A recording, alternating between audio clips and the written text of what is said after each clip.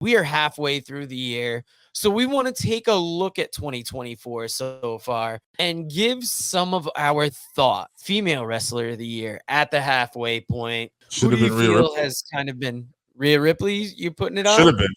It should have Should have been. The been. injury would probably take her out right now, so it's kind of hard to say.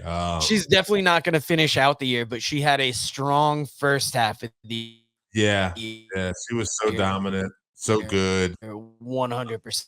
I mean, you could make an argument. I don't want to knock the AEW, but Tony Storm, I guess this might be where we go AEW a little bit then because of the injury. Maybe we go with a Tony Storm right now because her character has been so strong and she's really been the main focus. If not Tony Storm, then Bayley would be right up there too with her Royal Rumble victory and then winning the title at Mania. Well, I mean, the injury only affects Rhea going forward for the rest of the year. True. I would say Rhea would be that top like female talent for the first half because she's been out a couple weeks now. And you've seen that WWE has tried to scramble a little bit with giving the title to Becky and then Liv getting the title back. But in the end, it's kind of going to be Rhea's to win back. But I got to agree, Bayley is kind of like the unsung title because Bayley gets overshadowed because Rhea has been so popular. Do you think Toni Storm has been better than Rhea? Not than Rhea.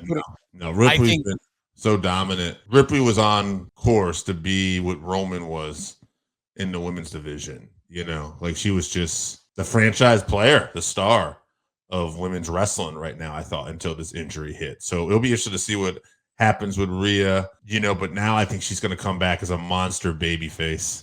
So we'll see if she's back soon enough, like maybe by SummerSlam, this could still be her year. Yeah, I think if Toni Storm finishes the year with the momentum that she's started it with, she could definitely be that woman of the year, given that injury for Rhea.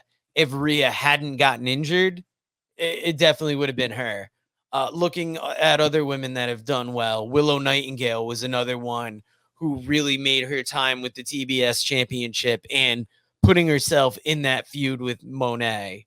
And Willow's just had great matches on TV because before that, you had the whole buildup with that Statlander feud with Stokely as well. Mercedes is going to be someone to watch out for too as time goes on. Some young, you know, you got Jade Cargill and WWE now. She could still rise up here. They seem to be pushing Laya Valkyria, who's having good matches and is coming up in WWE. Who knows what's going to happen? We were kind of overlooking Jordan Grace because she's had such a phenomenal year with TNA. But if she comes in and wins the NXT Women's Champion, she could be someone we're talking about at the end of the year too. Someone I'm not really going to probably put up there, but it's kind of crazy.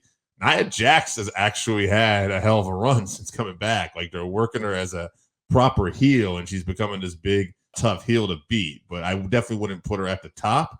But I almost feel like, man, gotta say, she's actually been somewhat entertaining. And, you know, she's been, this has got to be the biggest, best push of her career. I'm glad you brought up Jade